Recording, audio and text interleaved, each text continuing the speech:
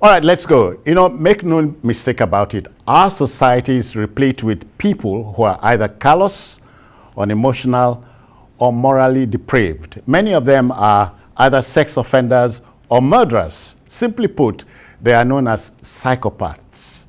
The story is told about a socialite in the Abule Egba area of Lagos who got killed by his wife after he, the wife and 3 children returned to the country following a holiday in Dubai.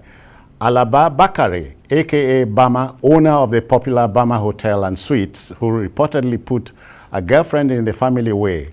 Now, so enraged was the wife, Motunrayo, that she first drugged him before placing a hot electric iron on parts of his body until he died. She, Motunrayo, and 3 others are in the police net, while the husband's body has been deposited at the mainland hospital morgue for autopsy. Is there love in marriage, Jide? These days, what we see and here will trigger that question. What we see, because if you genuinely love a man, the last thing that will crop up in your mind is to take his life. Yeah. For whatever. At the slightest provocation, women want to kill their husbands. I just don't understand. Look at the woman who killed her husband in Oyo State. This man was stabbed. He survived. He took a photograph of himself, put it on Facebook, thanking his stars that he survived it, and still went back in there to sleep. And then the woman took... Finished the job. Yes. It was so bad that even Project Alert, an NGO founded by women, they took to the street that justice must be done.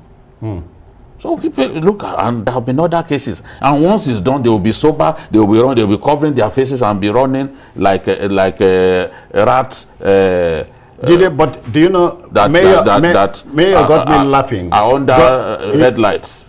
Mayor got me laughing when he said his father had 10 wives. I told him, Mayor, I told you that time Google never come. No. I think the part of the problem has to do with modernity and European values. You know, European people came with religion and their own values, and they imposed it on us. And over time, we have seen it as the norm. In the African setting, it is understandable that an average African man is polygamous by nature, and the women, women are listening to you. Yes, the women grew up knowing that that is the case, and that's why I use the case of my father. My father had 10 wives, not 10 wives that were living separately. 10 wives living under the same roof. Yes, and we grew up. Yes, we grew up like that. When we were young, you don't have to sleep in your mother's, because each woman had her own apartment. Yeah. Our own apartment. You don't have to sleep in your own mother's apartment. Yeah. You sleep where maybe we are playing in one apartment, and then we got tired. We will sleep there. Yeah. You understand? Yeah. The man was in charge of his family. Sorry. And the women lived without rancor. Mayor, no vex. How many wives you get? I have only one. Okay. And my problem is because it's poverty. No, it's because I didn't have money. If I'm a rich man like my late father was a very rich man, I will have more than one wife. She's listening. No, my wife knows that I'm entitled to more than one. I'm supposed to marry 12. And I want to be better than my wife, than my father. Okay. It's just because I didn't have money. I'm not a rich man. We wait for the money to come. No, it's too late now, because I'm an old man now. Jide, but let's put it in perspective. If the marriage has become sour, there's a way out. No, but this Walk out of it. This one is not even a case of marriage becoming sour. We read that they just returned from Dubai, a lavish trip to Dubai, and because we got information that the man had impregnated someone. See, this whole thing is just the inheritance that is at stake. This guy is so rich, therefore he should belong to just me. Nobody should share him with me. May I tell you, covetousness is at the root of this. You don't want to share the man with anyone, but my own grandfather, not even with the relatives. My grandfather had 3 wives, and he was rich too. In those days, they needed to marry more women because they were farmers. They will have enough hands to help them with their farming work. You know, just like Ogunde and the rest of them. Yeah. Those old theater practitioners, they had many wives because those women were also being used as I mean, they give them roles. They give them roles in their place. Women. Yes, they had reasons. But you can have a situation in which, on the suspicion that your husband is seeing so person, and then you take his life. There's no reason in the world to take a man's life. In fact, there's nothing wrong in impregnating somebody. Why should you kill somebody because he impregnated somebody? If you don't want the man again, you will leave. Walk if you impregnated somebody and you don't like what he has done, you will leave. You don't have to stay in the marriage. Another thing, Mayor, another reason I see all this nonsense happening. Nonsense is because naturally this woman ought to die. If the case is decided and it's not in her favor, she's supposed to pay the penalty. The ultimate price. Yeah. But these governors will not sign the death warrant. They won't sign. Let it go to court if examples are made of people who take other people's lives, whether that person is your wife or not, we didn't get married and we had an agreement that if I'm guilty of infidelity, you can take my life. Nobody goes into that kind of arrangement. So if examples are made of such people, oh, you've killed your husband, the case went to court, and by the time you are executed, it is reported. People will stop this nonsense of simply killing people out of obscene jealousy. Well, the debate will continue. This is not to say that some men are not known to have killed their wives. Some men are also guilty. We go to our next story. Now, politics returns to the front burner, and specifically in Ekiti State, ahead of the June 18 governorship election there. The All Progressives Congress APC has conducted its governorship election primaries. Biodun Oyebanji, a former secretary to the state governor, polled 101,703 votes to beat other contenders in the race. Closest rival, Senator Okpayemi Bamidele, scored 760 votes, while Dayo Adeyeye polled 691. Now, the exercise was supervised by Governor Mohammed Badaru of Jigawa State, who was election committee chairman. Obviously, 7 of the contestants are aggrieved, but they have inalienable right to appeal the verdict. How much argument does one have against a fraud? The outcome was as predicted on the program last Tuesday. Let's go back. Let's take you back there.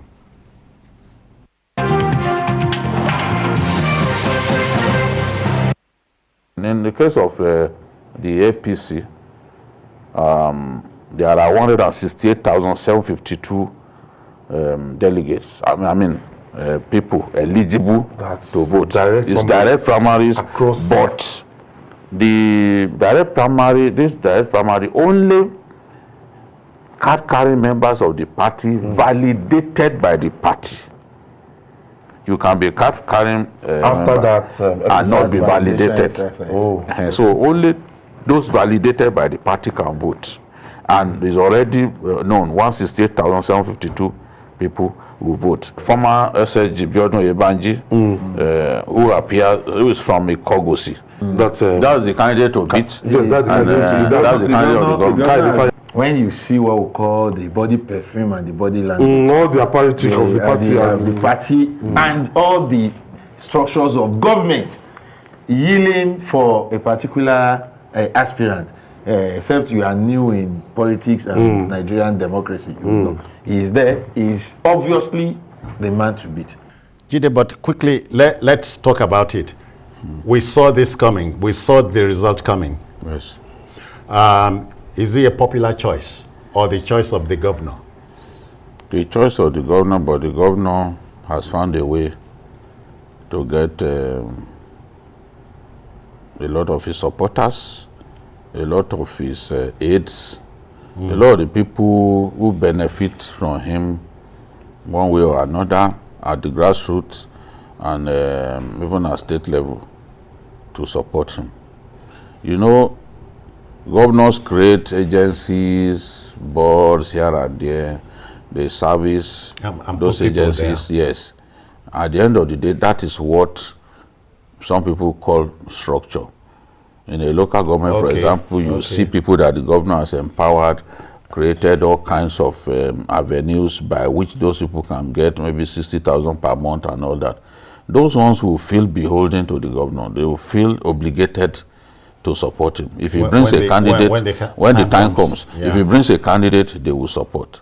You know, and when we are talking about this kind of primaries, the party ESCO at ward level, at local government level, they are always in the thick of action. They are the ones who mobilize at that level. And these are people installed by the governor. You know, so it's going to be difficult, and that was why over 2 days we said this guy was going to win. It's not a surprise at all. Mayor, so we are not surprised that 7 other contenders are belly aching. It's we are not surprised. No, it's understandable. In political contests, those who did not win will always have a reason for saying why they lost. But I don't know. The only person that I pity is Senator Bamidele, because Senator Bamidele, if you remember, got shot, though accidentally, during the campaign of Fayemi, and you will expect that Fayemi will want to pay him back by supporting him. But politics don't go that way. Politics is not about emotions. There are calculations in politics. It's not about emotion, it's about interest. And I know that Bamidele is very, because I know him very well. Senator Bamidele is somebody that has been in politics for a long time, you know. So he knows that it will be foolhardy for anybody to think that any governor worth his salt will not impose his own candidate when he's leaving. Because the structure is in his hands. Our governors, just like the president, is very powerful. So if he wants to take decisions, if we want to influence who's going to be picked by the party, he's in a position to do so. That is the way it works. There's nothing they can do about it. They just have to accept it. No, in our country. Because if you look at PDP had their own primaries too. Fayose was a former governor. His candidate won. You understand? His candidate won. Other people were complaining, you know, even a former governor like Oni lost. But you see, when you have those complaints are not tenable? I don't think so. Why I'm saying I don't think so is that because that's the way it works. Not in Ekiti, not only in Ekiti, everywhere. That's the way it works. The person who is in charge of the structure in the state determines who wins permanent election. Otherwise, the captain here go cut waiting in one court to give you. Yes. And no quarrels.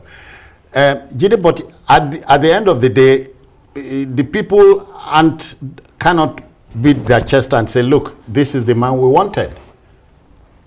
Again, it doesn't matter. Sometimes people may not particularly like a candidate. It is the duty of the governor to sell that candidate to them.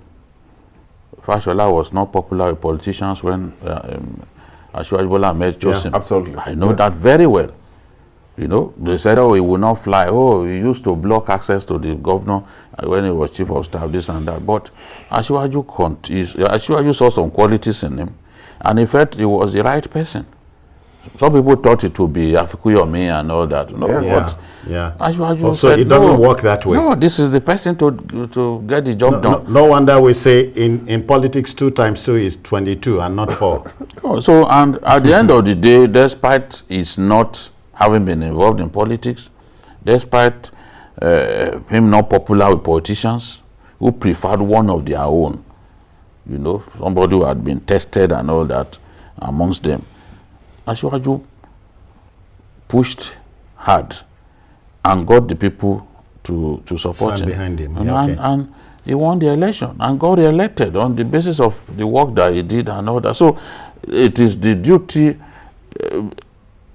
Not many people in Ekiti will say, oh, without primary support, for example, that Oyebanji can win an election. You know? The Fayoshis of this world, they are far more popular and all that. You know, but when the governor stands beside you and he uses all the apparatchik of state to back you up, you start looking like a formidable candidate. Yeah, you know, that's the way it works. Sometimes I wonder about the brouhaha concerning direct primaries and indirect. The difference is the same. No, the difference is not the same. Okay.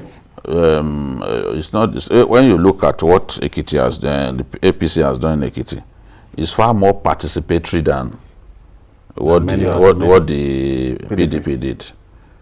You know, and it shows in the total number of votes, cast, 168,000 to 600 and 700 and 168,000 participated in the election. For example, the other people is just a few thousand. Maybe I don't think they are even up to maybe maximum 3,000. I don't have the full figures, but the man who came that's second the nature of direct. That's the nature of direct. Indirect election is delegates that will vote, and the delegates are usually picked. They are not usually many, but where you take the election to all the local governments.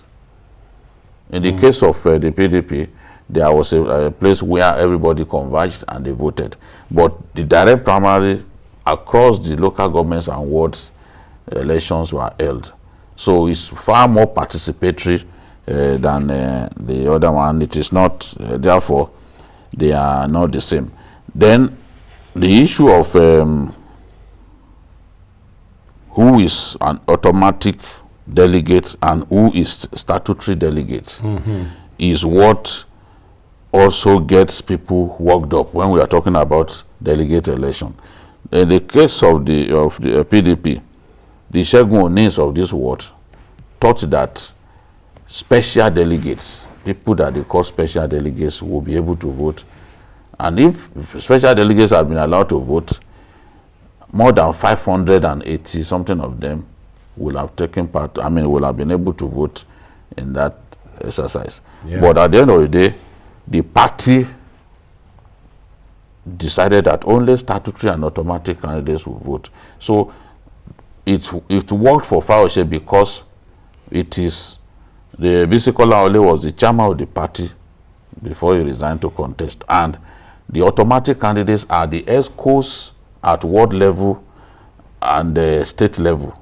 Okay. So you look at the number of wards in the state, more than 100 wards, and then the ESCO would most likely vote for the man who used to be their leader. So that was where he had the edge. The statutory delegates, those ones are people who have held political positions and all that. Those ones are usually not many. You can't compare them. Ado Ekiti, local government, for example, will have about 14 ESCO. So all 14 will vote in the election. Mayor, but you know, at the end of the day, it's the elector who determines who carries the day, the voter. Yes, absolutely, because this is just party primaries. Yeah. They're still going to go for general election. That is where people will decide, people will be able to have a say in who becomes their leader. This is just because within the party, I've always said it that it's not usually the best candidate that emerges. It's because it has to do with interest. It's somebody that's going to serve a particular interest that will probably emerge.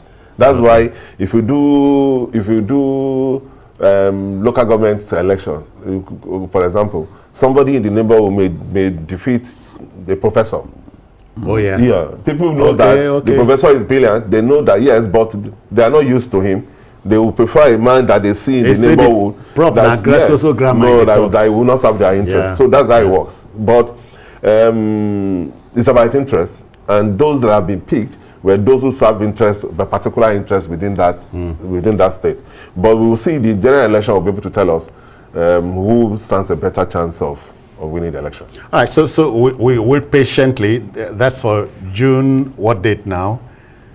The election will be in June, I think 17 or so. So we are going to wait to see the outcome. Otherwise, we wish Ekiti well, or don't we? Wish Ekiti well. And I wish the APC can resolve their crisis, and the losers will join the winner. Yeah. To present. And sometimes you are wondering if these crises are a way of life in politics. Yes, it is. Okay. The way it is now. They always resolve. The way it is now, they don't always resolve, Mayor. Okay. If they resolved in Adama, APC will not have lost the election. Possible. The same thing in Bauchi. Yeah. What they need to do is move fast. You saw what Ashwaju did before the election in Ondo.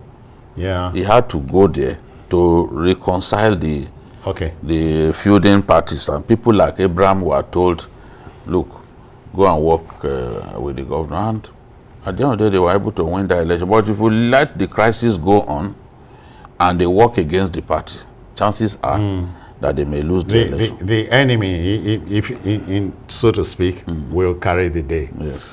All right. That will just about do it regarding Ekiti State. All right, folks, let's go to Edo. Let's take you to Edo State. All is not well in that state as we sit here. About 14 elected members of the State House of Assembly are in limbo. They are yet to be formally sworn into the House.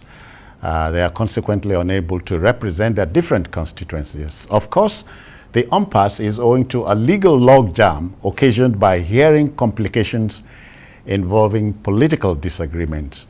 A pro-democracy group, the Strategy Advocacy Outreach, has petitioned President Muhammadu Buhari, the Chief Justice of Nigeria, Muhammadu Tanko, the Attorney General Abubakar Malami, and NBA President Olumide Akpata over the quandary. This politics of attrition, Mayor, is not unresolvable. We can resolve them. Yes, I think we can resolve them. The problem has to do with the governor of Edo State. The governor of Edo State is somebody who do not really value democracy. I believe so, because yes, you had disagreements, and you'll be able to, yes, there will always be disagreements in politics. And you had your way, because he believed that those members of the assembly were against him. So he played the first one on them and installed the other side. But you have won. You have proceeded from that. You have been able to win election. You have moved on. You have moved on. You have been able to win election. You are the sitting governor. If you really want democracy to try, then you solve the problem in the state. Yeah. You don't keep them out just to massage your ego or make someone else look bad. It's shocking that we can allow something like that to happen in this country. It's unbelievable. And you know, there's always a problem with the courts, because when you go to the courts, the wheel of justice in Nigeria rolls so slowly that they'll be there forever, and that is what is playing on. That, oh, we are in court, let the court resolve it. By the time the court resolve it, 4 years pass. And how can people elect their own representatives and they will be denied that representation just because on the altar of politics? I don't think that is reasonable at all. Sometimes these cases can be removed from court, and as they say, let's go settle out of court. Yes, but even before the election, some of the moves that were made to resolve the conflict, the lingering conflict at that time, were frustrated by the governor. He was just not going to make peace with these people. These guys were inaugurated at midnight. Ideally, that's the 12 persons in the house now. Yeah. And inaugurated. Ideally, the invitation should have gone out to everyone so that they can take part in the inauguration. I remember that of Ekiti, because one of our staff here won election into the house. We left Lagos, we witnessed the inauguration. Obaseki chose to do his own at midnight so that they can effectively shut out those perceived to be enemies. Yes, loyal to a political figure who was opposed to him at that time. But it has then pleased God to make you win election despite the efforts of your traducers. But you are not humble in victory. You are not magnanimous in victory. You still felt that, okay, the punishment that you have inflicted on these persons is not enough, that you want to make sure that this whole the 14 constituencies are in the cold. What he wants is that they should not come back to the house until the end of this dispensation. That's clearly the plan. And if he succeeds in doing that, he will have set a record in our country, because I don't know any house where this sort of thing has happened. That for that number of people, 14, they're actually more than the people who are sitting to pass laws. Yeah. And what this means is, where your own representative has been shut out, who will bring constituency projects to your area? So the people will suffer. The people will suffer. And they are like 1.6 million people now in Edo State who are not being represented in any way, and because they are lawmakers. It is okay by the governor. As far as is concerned, you know, when we talk about these governors, people will think that Ojide simply does not like governors. The hypocrites, the sycophants, will think that Ojide does not like governors. But our political arrangement, our political culture has given too much powers to governors. These governors, when they leave office, and some of them go to the National Assembly, they will now, with the shoe on the other foot, they will now see that, look, the powers that these governors wield are too much. We know the role some of them are playing when the idea of direct primaries came. The same people who were power mongers some years back, they began to say, we must clip the wings of governors. I saw some of the interviews that some of them gave. But during their time, they were misusing power, just the same way we've seen this governor do it. I mean, it's the height of wickedness. Not only have you denied them the right to serve their people, having won election, you have denied them the right to even mingle with their colleagues and contribute to the development of the state. Mayor, and it begs the question of, are they drawing allowances? Do you think they are? I'm not sure of that, but I think before they were not, because I remember that there was a time they complained that they were in Abuja at the time at the height of that crisis, and I don't think. But so I don't. Once your seats are declared vacant, they won't pay you. Yes, they won't pay you. So I don't think they are earning anything, which is most unfair. But my own problem is that these people are representing some constituencies. Yeah, it is not legally. Yes, it is not fair to deny those constituencies representation. That you are a governor, that you think you are God, does not matter. So that is why I think that the judiciary, the CJN, should be able to do something about it. This is a case that this is a case they can give. They can work on the process so that they can do away whether one way or the other. This is the case in court, because what the governor is using is the case in court. That okay, we're in court. Let's wait the outcome of what we're in court. And you know it's so easy to frustrate things. That will be adjournment and all that. So I think the CJN should do something about it. All right, we're joined by John Miyaki in Edo. John, good evening. Welcome. Good evening, John. Thank you so very much. Yeah, welcome. Let's go. Okay. The group, I convened a group recently on advocacy for the 14 members who have not been inaugurated and who are not part of the House of Assembly. Now, my worry is this. I asked myself, elections will be next year. These guys were voted in for 4 years. And their election will be next year here. And nobody cares if these guys, people voted for them.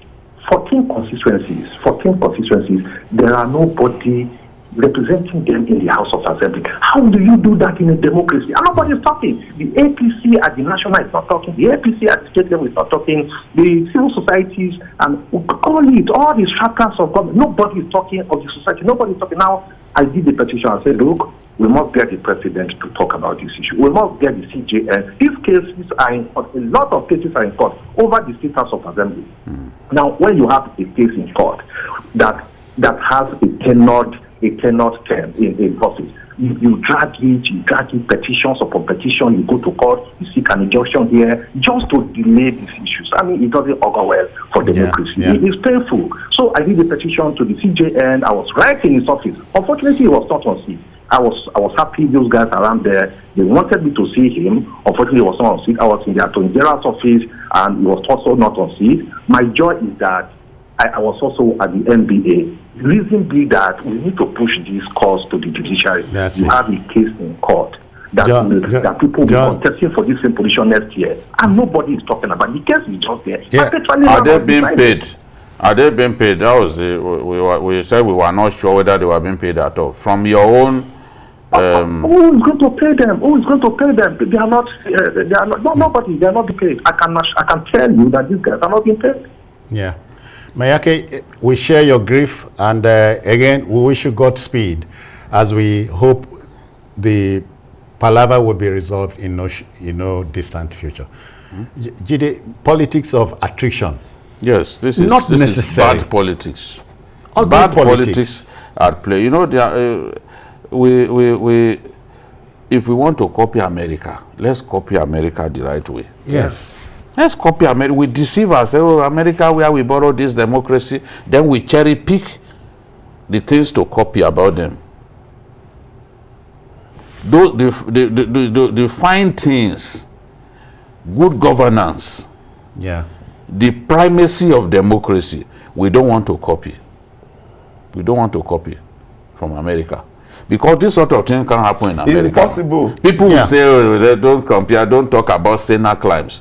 These are the things that make people talk about Senate climbs. And we won't stop talking about Senate climbs until our country rises to that level. Until our democracy rises to that level. Yeah. We can have a situation in which why should governors even have powers over the legislature in the first place? Yeah. Why should governors have power over the legislature or even judiciary? Bukola Saraki sacked a chief judge back then in Kwara, Justice Elelu Habib. And the case was in court. They wasted time. In the end, the woman got justice. But she had just a short time left. You know? So you can't have, no governor has the power to sack a chief judge. But we see governors do that. If they don't like a chief judge, they do their best to make sure that that person does not become CJ. Now, they want to install speakers in the assembly. Is that how it's done in America? The America that you claim that you borrow democracy from?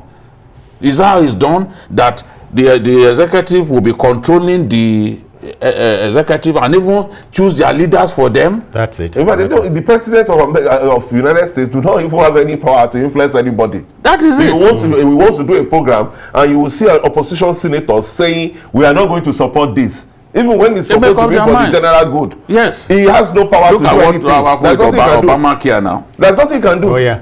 So you have to go bipartisan, reach out for your... You have to convince them to be able to build those bridges, because a time will come when you need those people in the constituencies. Yes. Perhaps he would say he's not going for a third term. That's why we have to look at it. The governor is doing that because there's no third term for him. So he believes that he can get away with it. But it's not fair, because what he's doing to democracy is not right. We have to look at the people in those constituencies who voted for representation in that assembly. We have to look at them. They have the right to do that. It's not fair for any governor, no matter how powerful you are, to deny people the right of representation. Mr. Governor, we know you are trying your best, but you see, as we say, I don't know the carry last. Please carry first for once. You can resolve this matter. I know you can, because you have the wherewithal to end it. It's not good for, it's not healthy for us. It's not right. It is not. How did you remember the Borno South senator? Yeah. Alin Dume. Alin Dume was suspended by Saraki. Yeah. But he refused to apologize. And he won the case in court. Yeah, he did. On the strength of the fact that when you keep him away, his constituents will suffer. That's it. That's why you cannot suspend a lawmaker indefinitely. The courts have ruled. And it was on that basis that Ndume came back to the Senate. He said he was not going to apologize. Even when his governor then stepped in on his behalf, he said, no, I will not apologize. He knew he would win the case. I'm not wrong. And he won the case. Yeah. Because you can't banish a lawmaker indefinitely from the house. If you do that, then the people who voted for him will suffer. And that's why the judgment was in his favor. And so how is it different from what we are seeing in the rule of law suffers at the same time? Yeah. Okay, that's it. The debate will continue whether or not the governor of Edo is getting it right. There's always a third side to a story, not just two. To our last story for the day. Now, make no mistake about it, the Buhari administration can safely pride itself on scoring high on infrastructure development. But it beggars a lot of belief and conviction when it is assumed that the APC government had achieved what the U.S. authorities were trying to do in terms of infrastructure. Minister of Works and Housing, Babatunde Fashola, had on Thursday ruffled feathers somewhat when his statement was taken out of context. Mr. Fashola has explained what he meant by stating that for 6 years, President Buhari's government had been doing what the U.S. government was still trying to do. The U.S. government has still to pass the infrastructure bill. Jide, so in politics, you are asking, language should be a subject taught for politicians. So whatever you say is not taken out of context, so you don't come back to say, I was quoted out of context. Yes, of course, in the first place, there was no basis for the comparison. Absolutely no basis for the comparison. We are talking about infrastructure. We are talking about a different thing. America spent itself out of recession during the Obama era. And it was infrastructure. Yeah. Obama boasted that, look, we will spend ourselves out of recession. And that was exactly what they did. But there's a bill now that they are still contending over. They are still battling over. They are going to fix that. But the nature of their legislature is that everything you have to subject it to extensive debate. You have to go around, you know, even some members of your party may not necessarily support an idea from the executive. So this is what we are seeing. There's no reason in the world. When I read that thing, I'm like, what? Nigeria about to compare itself to the US? The US is bigger than the entire West Africa. Even if we are talking about infrastructure, where are we in infrastructure? There are countries on this continent far ahead of us in infrastructure. Look at South Africa, for example. We can't compare ourselves to South Africa in infrastructure. I know that, at least I've been there a number of times. Not to talk of the US. 30 states out of 50 in the US have refineries. Texas, they have, how many refineries do we have in Nigeria? Let's not even talk about network of roads. Look at, I was doing a bit of research, and I discovered that America has 19,622 airports. How many airports are in Nigeria? Are they up to 30? 22, 23. They are not up to 30. There are even states without airports. 19,622 airports in the US alone. It's like a continent. There's no basis. Even if we are arguing, you know, just talking, there's no reason to bring this up. The point that he wanted to make was, America is still debating over infrastructure bill. But it's not as if it has stopped them from working. Yeah. Every government will come with its own bill. Obama came with Obamacare. It was resisted. So it is their own nature to always argue over these things extensively, and at the end of the day, they will come to a meeting point. You have to work for it.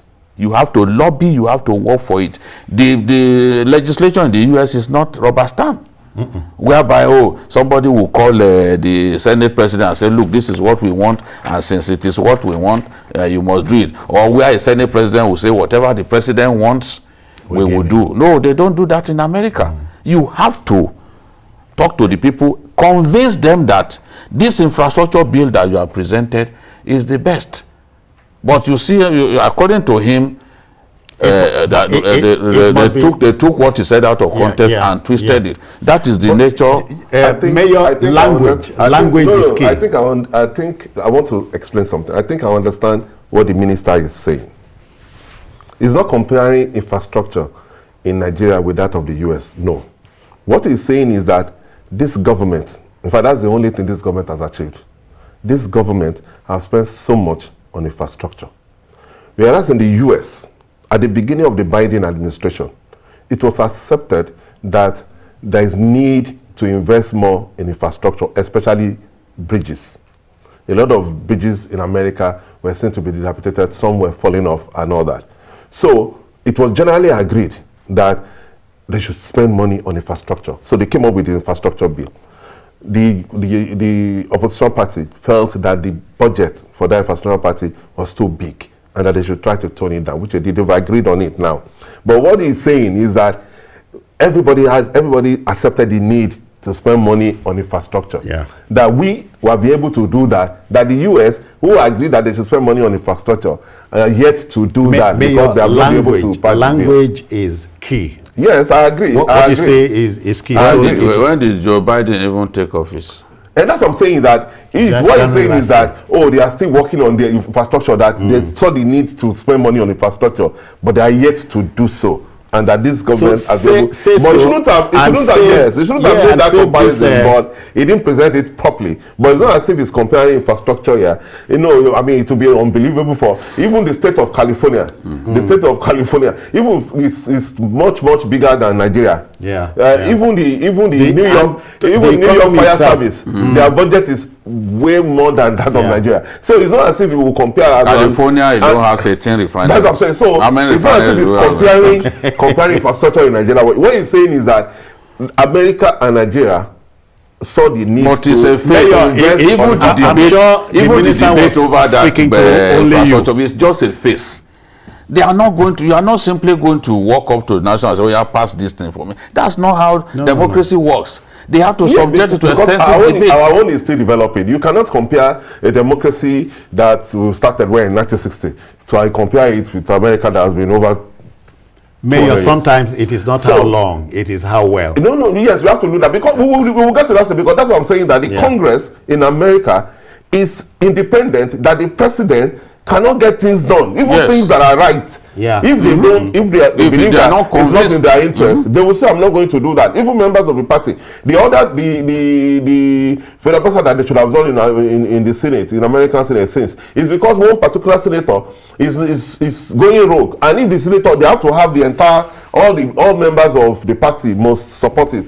And if one person says, "No, I'm not going to support it," you cannot tell him. You can only appeal to him and try to negotiate and make deals and all that. Yeah. When Trump wanted to sell weapons to Nigeria, the same Trump that people hate, some Nigerians can kill him. When he wanted to sell weapons to Nigeria, he had to look. He had to. Your guy. Yes, for selling to Kano to Nigeria, I will keep praying for him. Yes, that's true. I will keep praying for him. Because Obama, who is a black man, did not do that. He invited our president to the US and told him, "I'm going to assist you in the war against terror." Yes, he did. Did Obama ever say that to us? Do that. And I'm going to sell weapons to you. He knew that the Leahy law had been used to stop America from selling weapons to us. And it's the lawmakers who are against selling to us. They are the ones who cite the Leahy law. Yeah. He had to lobby some lawmakers, especially the Republican lawmakers. He had to lobby them. People like Senator McCain began to work for Nigeria. That was how we were able to get the Tucano jets that are already dealing with these guys now. The caliphate, the ISOP caliphate in Gudubali has been destroyed. Thanks to what Trump sold to us. We must begin.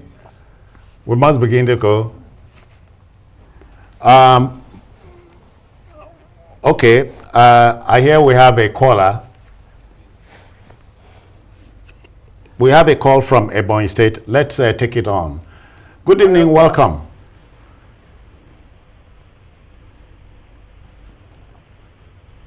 Hello. Hello. Yeah. Good evening. How are you? I'm fine. We are fine. Good. Let's go. Easy from Bayelsa. All right then. Babajide, good evening. Good evening, my brother. Go on. Today's topic was quite interesting. Thank you, sir. Covers a lot of areas. Thank you, sir. Yeah, the issues that are raised are very germane. Like the issue of the woman who killed her husband is very sad. It is. I tell you how our belief system has come down so low. The religious fathers are not doing their job. That is why we have come this level. Love and relationship and marriage have been brought to the barest level. It is so sad. Back to the issue of the election in Ekiti, you can see that the party have to work very hard. Because don't forget, 8 of the aspirants now who contested that election are on one side. They are so aggrieved with the candidate that won the election. And if proper mending is not done, what is clear is that they are going to work against the party. Yeah. And there is going to be a sad day. So I want to believe that the party should wake up and begin to harmonize the figures and ensure that they put the right things that amend the fences. Because don't forget that those aspirants, some of them are senators. Yeah. About 2 of them are senators, the House of Reps members. They cover their areas. They have been there for 2 terms. They have large thank you, brother. Thank you. Thank you. It's making sense. I want to thank you for your wonderful contribution. Yeah, for your the point raised. But then let's talk. Because time is rather tight. Let politicians understand the dynamics of language when they make a very valid point. Yes, very valid point. Where there is no basis for comparison, there is no need, just go straight, and Yeah. your speech must not be ambiguous. Just say it and leave the interpretation to us. Okay, then that will just about do it for today. And on Sunday, there's an expanded edition from 1:30 to 3:30 for the show. We are on YouTube at youtube.com/TVC News Nigeria. I am Citizen Jones. Bye-bye now. Take care of yourself.